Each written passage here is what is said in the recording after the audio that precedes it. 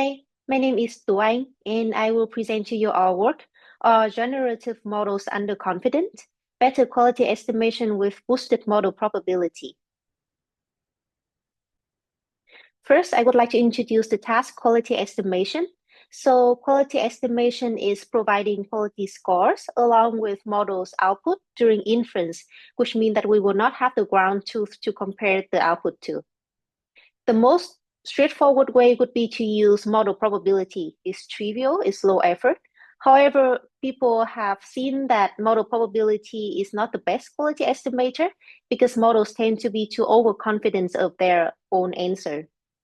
In this work, we show another issue of model probability is that sometimes they are also underconfident. Let's look at this example. So this is speech translation from Vietnamese to English.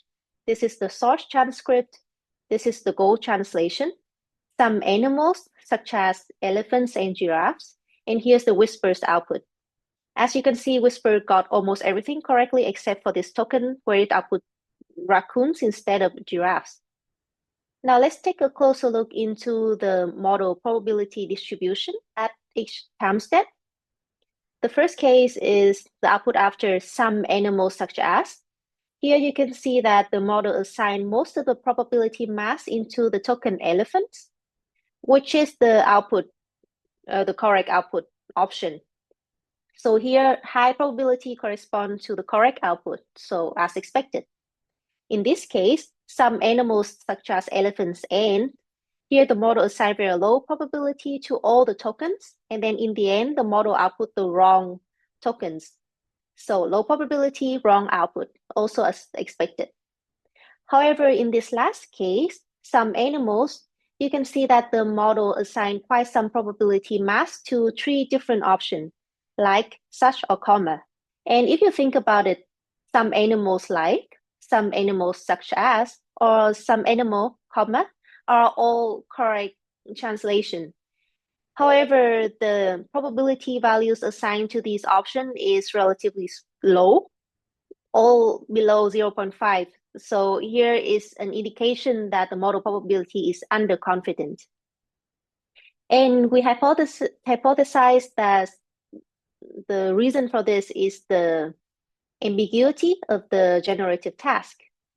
And we look at this more systematically by comparing the speech translation task, which is more ambiguous with multiple correct translation for one input, compared to the automatic speech recognition task, ASR, where for one input audio, usually there's only one correct output transcription, which is less ambiguous.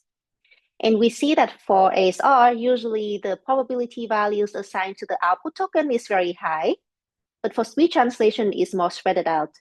For ASR, usually there's only one token that have dominating probability value. But then for SD, usually there is more than one dominating token.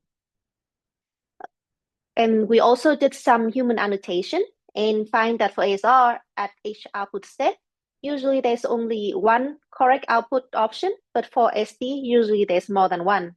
So here is confirm our hypothesis that this underconfidence phenomena happens because of the ambiguity of some generative tasks. And this leads us to our proposed approach, BoostedProb, for quality estimation.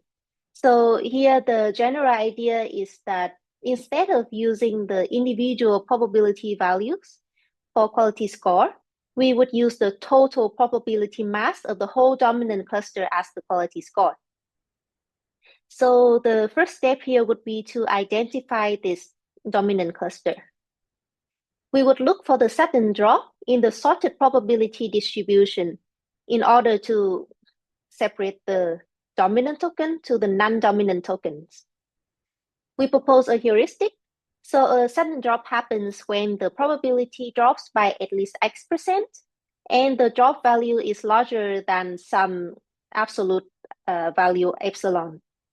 Our experiments show that our approach is quite robust towards these two hyperparameters. So the difference between our approach and some more common approaches like top K, top P, and min P is that it's stricter towards not selecting low probability token. So imagine if you have top k, and then you have to choose the fixed k equal to 5 usually, then you would mistakenly choose these two tokens to be dominant. Usually for sampling during generation, it doesn't really matter because it's unlikely for these tokens to be selected anyway. But in our case, it is bad to make that mistake, and we would find out why in the next slide. So we extract the quality scores as follows. If the token is in the dominant cluster, then the quality score would be the total probability mass of the whole cluster. But if the token is not in the dominant cluster, then the quality score would just be the token's probability itself. So in this case, we would boost the scores of the dominant tokens and hopefully tackle the underconfidence phenomena. Now let's get to the results. First is the result on quality estimation on self-generated output. We experimented with different tasks and different models. The metric we use is Pearson correlation of the quality estimation scores to reference base scores, where the higher the correlation, the better. We compared our approach to the raw model probability and to the probability entropy. These two baselines are the most comparable to ours in terms of low cost and low effort. As you can see in the plot here, generally our approach notably outperformed the probability baseline. It also outperformed the entropy baseline, however, the performance gap is not as big. We also compared our approach to some more state-of-the-art methods like Monte Carlo sampling or LLM self-judge, and the result is undecisive. However, note that these two approaches more costly and complex because for Monte Carlo, we have to generate multiple samples.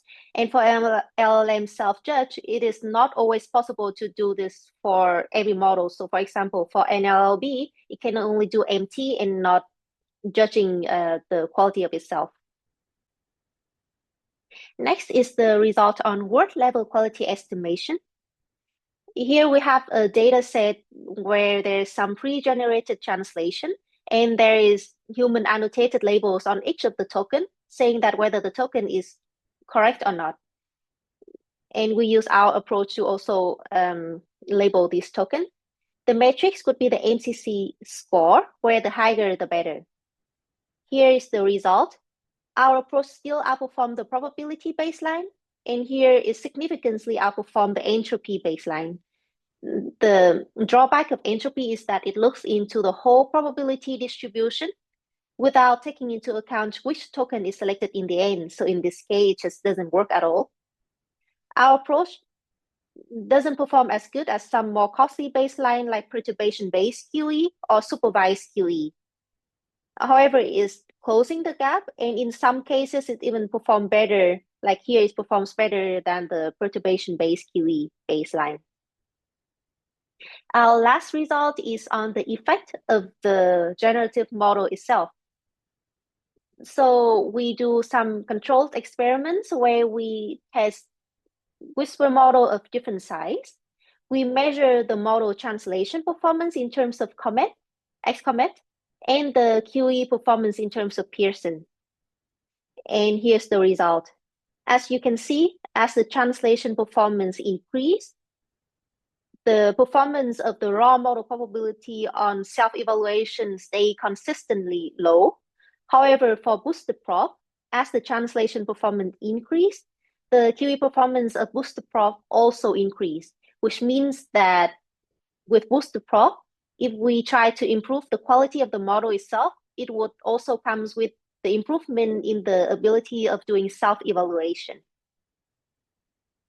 So to conclude, in this work, we show that model output probability on ambiguous free-form generative tasks can appear underconfident. We propose a simple fix, which we call BoostedProb, which boosts the scores of the dominant tokens. Our approach is low cost and easy to implement, and we make it easily installable with PIP with easy to use API. Our approach offers notable improvement over raw model probability and probability entropy. We're reaching close to or outperforming more costly approaches like supervised or ensemble-based QE in certain settings. And we show that with BoostedProb, Improving the model's quality would also comes with improving its ability to do self-evaluation.